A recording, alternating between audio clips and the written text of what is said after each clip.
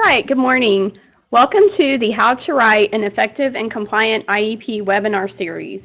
My name is Lori Chesnut, and I'm one of the program specialists in special education. I will be conducting today's webinar on the topic of secondary transition planning.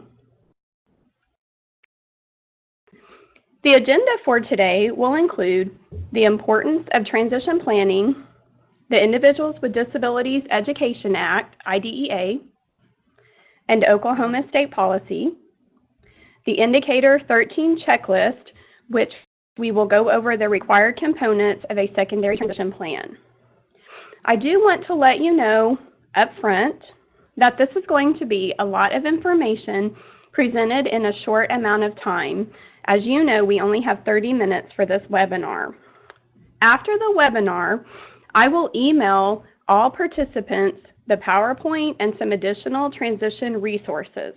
Also, please feel free to ask any questions in the chat box, and I will email you a response if we don't have time to answer all the questions today during the webinar. All right, this cartoon illustrates the importance of good transition planning. So it's titled, "Larry learns the hard way that school and the real world don't always see success the same way." Larry, special education teacher. Congratulations, Larry! Again this year, you have achieved all of your IEP goals. Thank you. Man at employment agency. I'm sorry, you are not prepared for a real job. How can that be?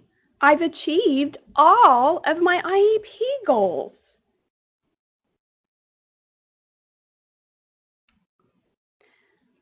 The purposes of IDEA include ensuring that all children with disabilities have available to them a free, appropriate public education that emphasizes special education and related services that's designed to meet their unique needs.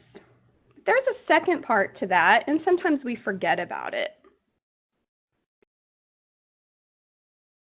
Everything that we do, we are to prepare them for further education, employment, and independent living. So all of the skills that we teach in school should prepare our students for life after high school. So we just want to keep that in mind that, yes, we're completing the secondary transition plan as part of the IEP process, but really everything that we do with our students, we should be thinking about how that's going to better assist them for life after high school. That's what it's all about. According to Oklahoma State Policy, secondary transition services must be in effect at the beginning of the student's 9th grade year or by age 16, whichever occurs first. So this means that the transition plan must be developed during the student's 8th grade year to ensure that it will be in place by the beginning of the 9th grade year. An IEP team can decide to develop a transition plan earlier. It is best practice to begin transition planning as early as possible for students with disabilities to ensure successful post-school outcomes. Some of the reasons for starting earlier than 8th grade or age 16 might include signing up for OK Promise if they're planning on attending college, determining courses to take in high school, researching resources for post-secondary education, financial support, linking students and their families with other agencies that may be providing services, beginning to plan for residential care, and many others.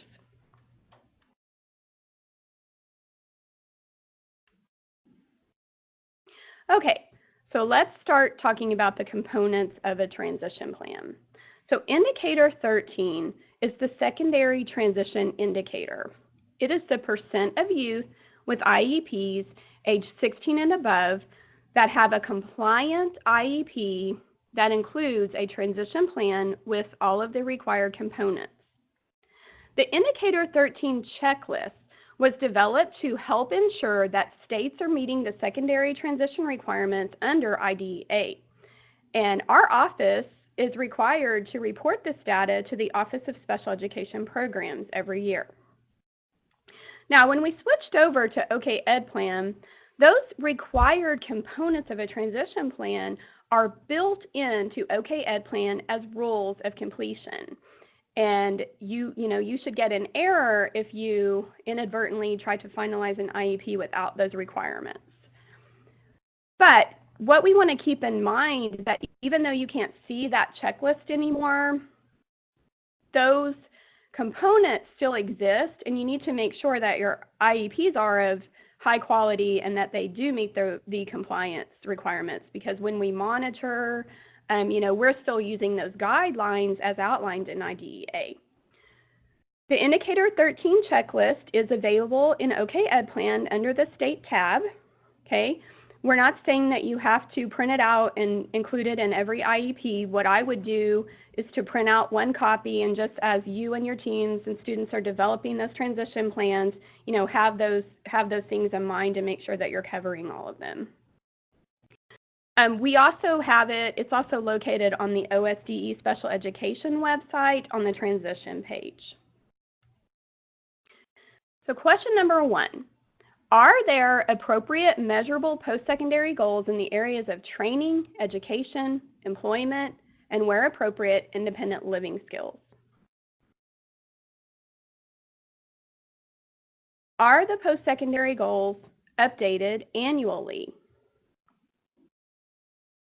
Is there evidence that the measurable post-secondary goals were based on age-appropriate transition assessments? This piece is really important. All of your goal development should be based on transition assessments that your students have taken.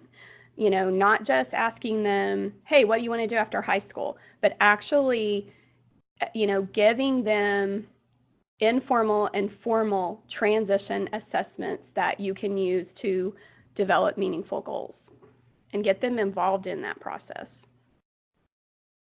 Are there transition services in the IEP that will reasonably enable the student to meet his or her post-secondary goals? Do the transition services include courses of study that will reasonably enable the student to meet his or her post-secondary goals? Are there annual IEP goals related to the student's transition services needs? Is there evidence that the student was invited to the IEP team meeting where transition services were discussed? If appropriate, is there evidence that a representative of any participating agency that is likely to be responsible for providing or paying for transition services, were they invited to the IEP team meeting with the prior consent of the parent or the student if the student's 18? So we're going to go over each of these components in more detail for the rest of this webinar. So again, IEP teams must invite the student to the IEP meeting. If for any reason the student cannot attend, you must ensure that the child's preferences and interests are considered. Again, invite a representative of any participating agency that is likely to be responsible for providing or paying for transition services with prior consent.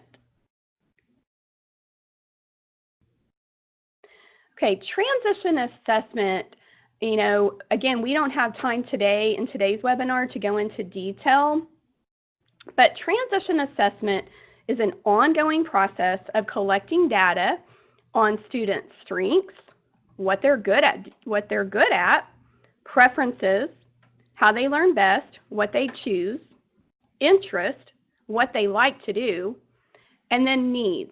So what skills they need to be taught, and those are going to become the annual goals. The transition assessment results provide an indication of students' progress towards reaching their post-secondary goals. And I will email out in the list of resources that I will send you. I will send you a list of transition assessments and also some more resources where you can learn more about transition assessments. So all students must be assessed in the areas of education, training, and employment. Independent living and community participation are required for students who participate in the alternate assessment, also known as the OAP. It is best practice to assess all students in all 4 areas to determine whether goals are needed also in those areas of independent living and community participation.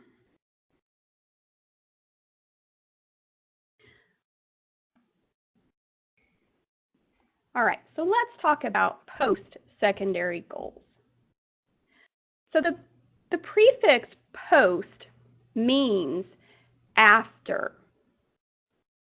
Post-secondary goals occur after high school, and they must be updated annually. All students must have post-secondary goals in the areas of education and training and employment. Again, for our students who are participating in the alternate assessment, these are our students with the most significant support needs, teams are required to develop goals in all 4 areas. So in addition to education, training, and employment, you're also required to develop goals in independent living and community participation. The IEP team may also address independent living and community participation if it is determined appropriate. And the way we determine if it's appropriate is if you assess your students in all areas and you identified needs in independent living and community participation, then it would be appropriate to develop goals in those areas. So best practice is to assess your students in all 4 areas and then develop goals for your students in all 4 areas.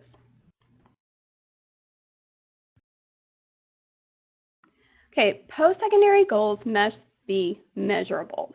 They are measurable if they answer the following questions. And these are written in first person, to emphasize that students should have input and be involved in the development of their goals. And that's why they're written in first person in Ed Plan.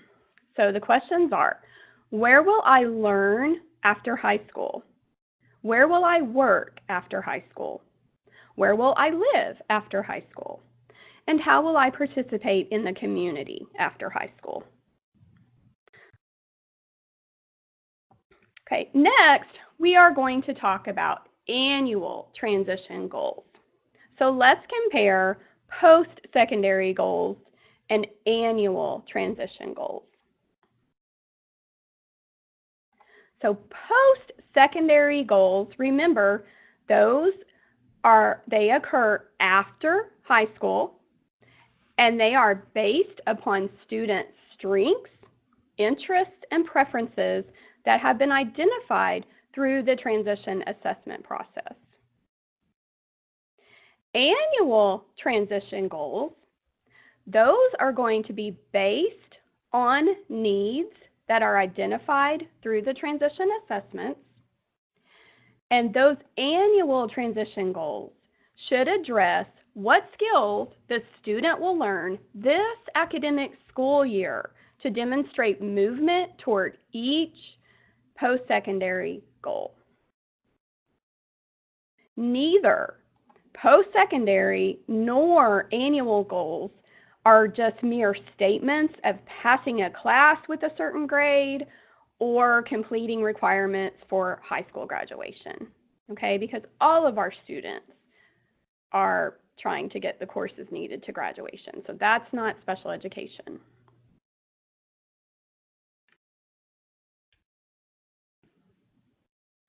So using the results from assessments, students and IEP teams can answer these questions to assist them in developing annual transition goals. What skills do I need to learn this year to go to school where I want? What skills do I need to learn this year to work where I want? What skills do I need to learn this year to live where I want? And what skills do I need to learn this year to participate in my community?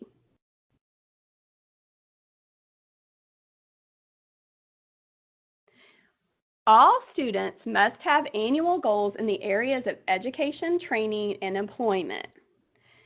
They may also have annual goals in independent living and community participation. And remember, each annual transition goal will align with the post-secondary goal in the same areas.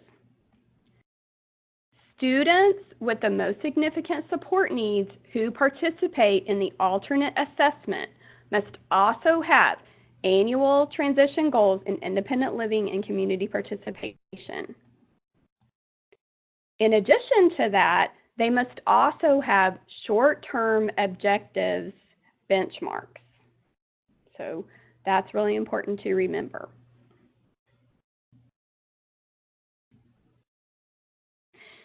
Annual transition goals need to be measurable and include the following.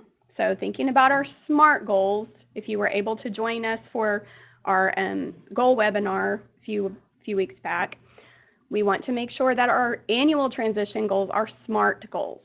So they need to include the condition, the application of skills or knowledge, the behavior, which identifies the performance being monitored,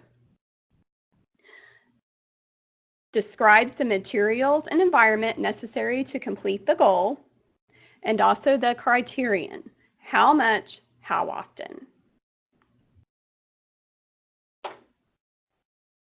Okay, next we're going to talk about the course of study. The course of study should identify the specific courses that a student will take, whether special education or general education, that directly support progress toward post-secondary and annual goals. The course of study should be updated annually, and if the post-secondary goals change, the course of study may change so that they are aligned.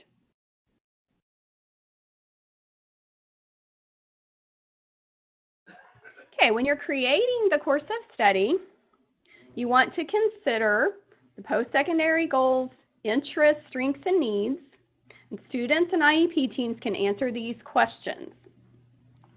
What classes and activities do I need to prepare me to learn, work, and live where I want after leaving school? What extra activities do I need?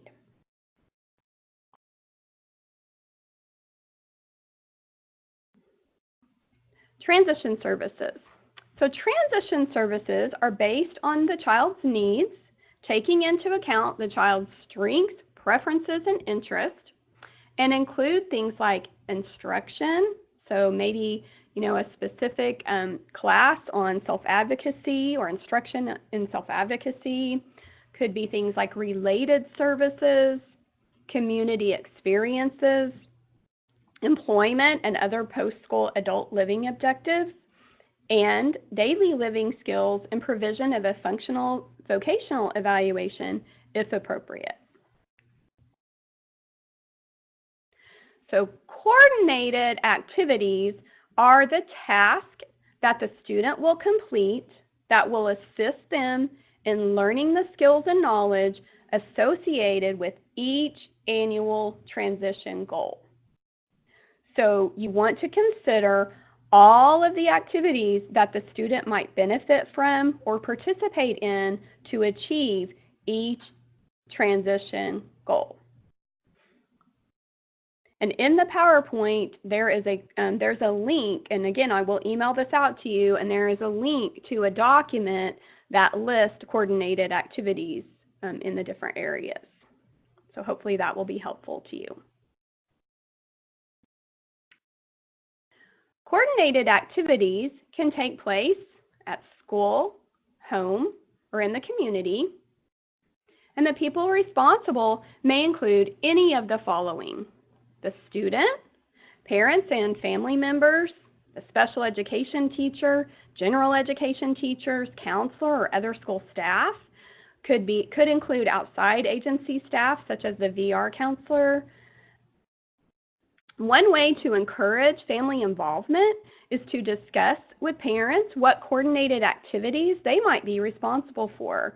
So some possibilities might be things like driver's ed, visiting the disability support services at the local college, helping a student complete the FAFSA. I always mispronounce that, but that's the financial aid piece that's required for college that all students must complete with the help of their parents. And then there's many other, things ways to get parents involved. Now, I do want to caution you, school districts have obligations under IDEA to provide transition services. So while it's important to get family involvement, you do want to make sure that the school district is also taking on some of that responsibility to provide transition services, because that is a requirement. But it can be shared. It can be shared. Okay. So students entering the 9th grade are automatically enrolled in the College Preparatory Work-Ready curriculum track in Oklahoma. To opt out of the College Preparatory Work-Ready curriculum track for the core curriculum, parents must complete a form provided by the school, and this form will be placed in the student's cumulative folder. So there needs to be a match to what you mark on the student's IEP and what their course of study, what their transcript looks like. Because in Oklahoma, we only have those two options, the College Preparatory Work Ready or the core curriculum.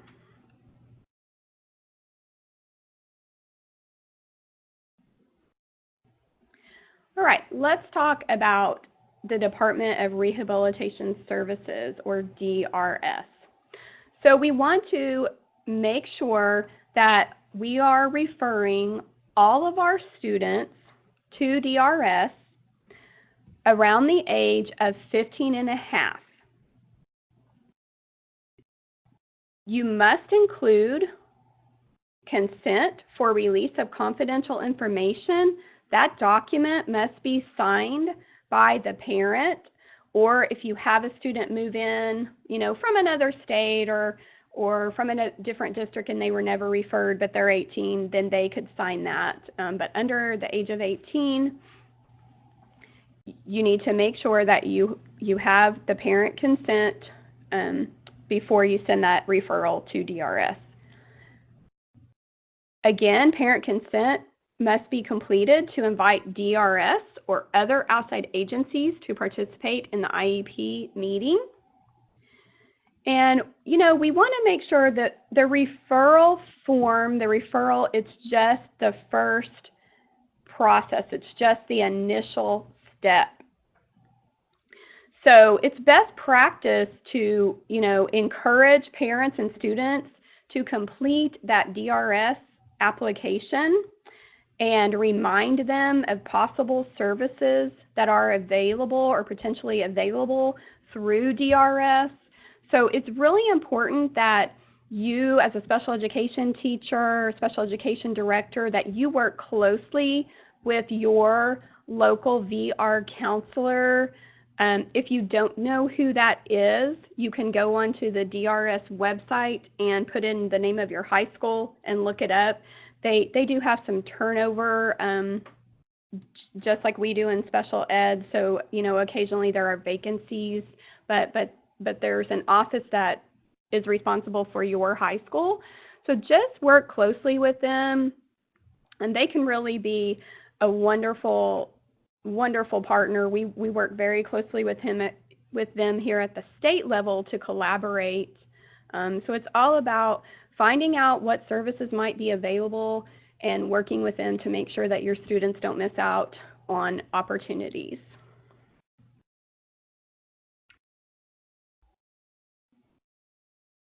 All right. By age 17, students and parents must be informed about the age of majority and the transfer of the parents' rights to the student upon the student turning 18 years of age. When the student reaches the age of majority, which is 18 in Oklahoma, The notification of meeting will be addressed to the student and a copy will be provided to the parents. The local educational agency, the LEA, should inform the parents of their options to seek legal advice if they plan to get guardianship. So this means that if they're seeking guardianship, they're planning on continuing to make all or part of the decisions for their student upon the student reaching the age of majority. This is a court proceeding. There is a cost involved.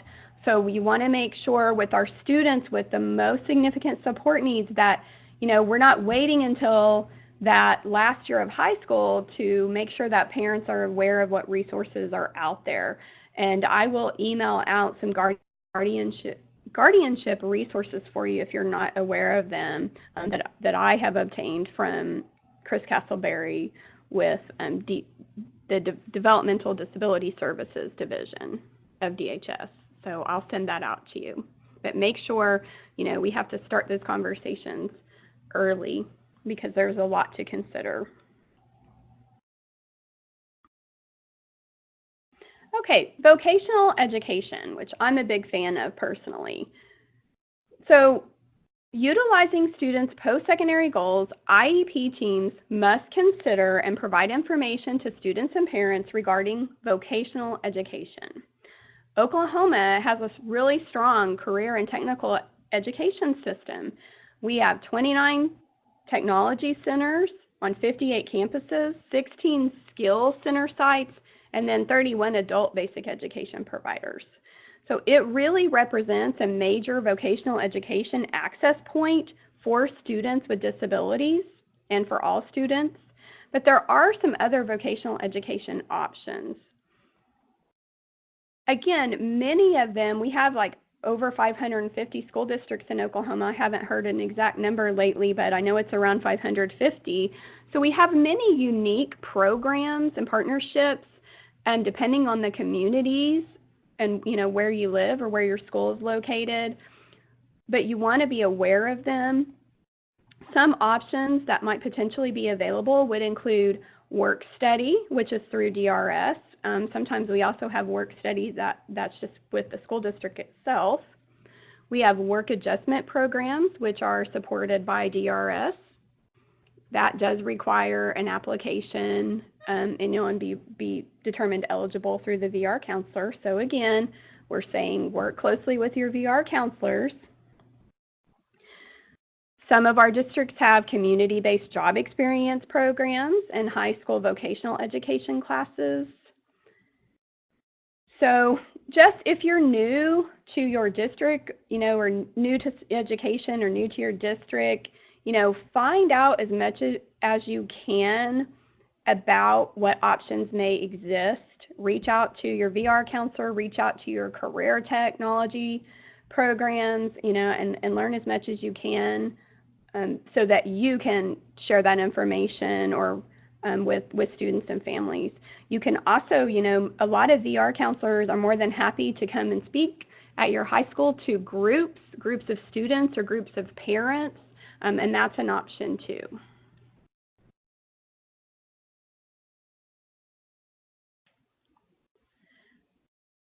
Okay, so probably when I think about the questions that I get on a daily basis, I probably get more questions about students continuing services past the age of, that traditional 4 years. So let's talk about that. So the LEA's obligation to provide special education services ends when the student meets the LEA and state requirements that apply to all students for the receipt of a regular high school diploma, or when the child turns 22 years of age and they can finish that school year that they turn 22. This is considered a change of placement, but a reevaluation is not required. However, if you have students, who have post-secondary goals to attend college or career tech, It is best practice to, to do to make sure that they leave high school with a current evaluation so that they can take that to the college that they're attending or to the career tech. Evaluations are very, very expensive, so if your district can help out with that, that's definitely the way to go.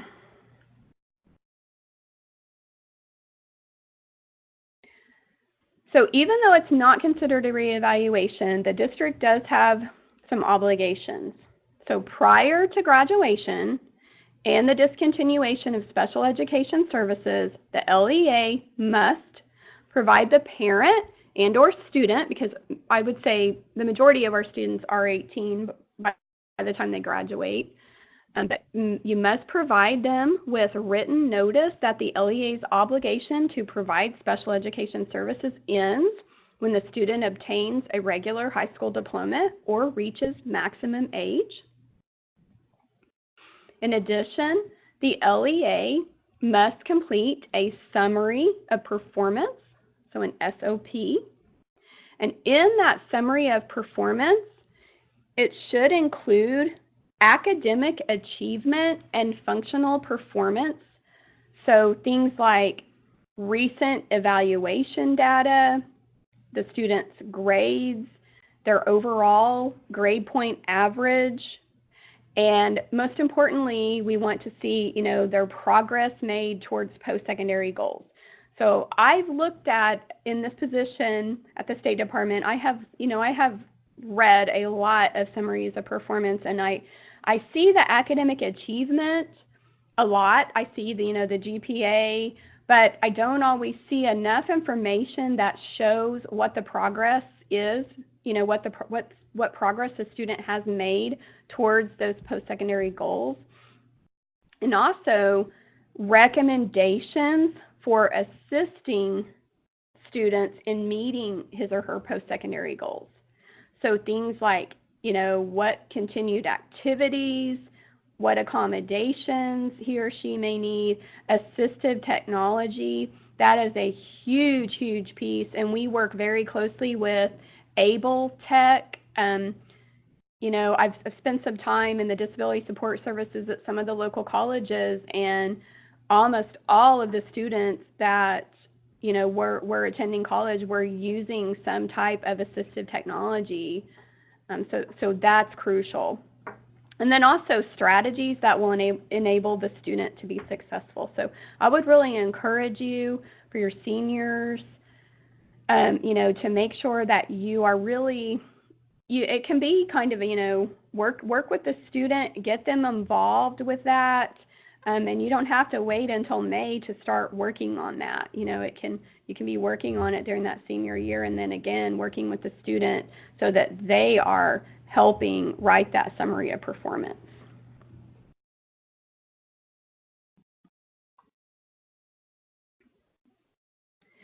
Okay, so it looks like we have about, it looks like we are out of time, but there are resources that will be posted that I will email out to you, and there's also lots of information on the Oklahoma State Department of Education Secondary Transition Resources page. So again, thank you for joining us, and enjoy the rest of your day.